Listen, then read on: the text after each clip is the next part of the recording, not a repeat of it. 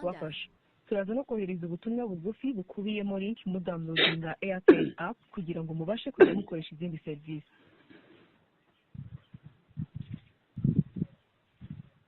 Airtel Rwanda yaramutse neza.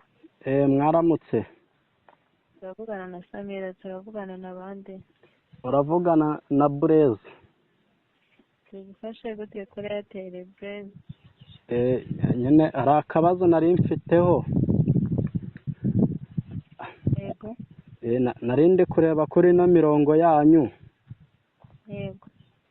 Nabuzeho umurongo wamfasha kuba nakiguriza nk'amafaranga yo kurya.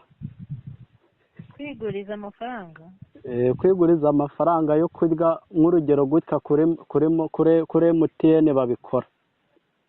Na serivisi tugira iguriza amafaranga kuri Airtel. None se nk'umuntu yakeneye se ubu byagenda ute? Kandi mbwira ko iyo serivisi ntayo tugira. Nayibaho.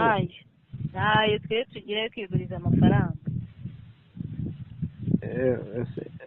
Iya mayinite se bura nta kuntu umuntu yayaguza akayavunjisha. Kuyavunjisha gute?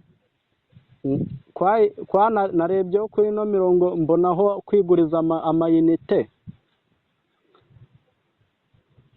Mbashije kuba nayiguriza nta buryo umuntu yayakoresha yahahisha. Ariko se ibibazo rero uri kubaza ntabwo bibaho kuri Airtel. Iyo serivisi ushaka nta hantu namwe uri bubone kugurizwa amafaranga kuri Airtel. Ikiguriza ni amayinite, ntabwo amayinite bayahinduramo amafaranga. Ni icyo kibazo nari mfite cyonyine, nari nkeneye amafaranga yo kwiguriza nk'uko kuri MTN babikora unyuze kuri la konti yabo bita. Ntabyo kuri Airtel. Kuri Tigo birashoboka. Airtel na Tigo ni bimwe. Sawa murakoze. Murakoze nawe guhamagara Airtel gira umunsi mwiza. Blaise Rwanda.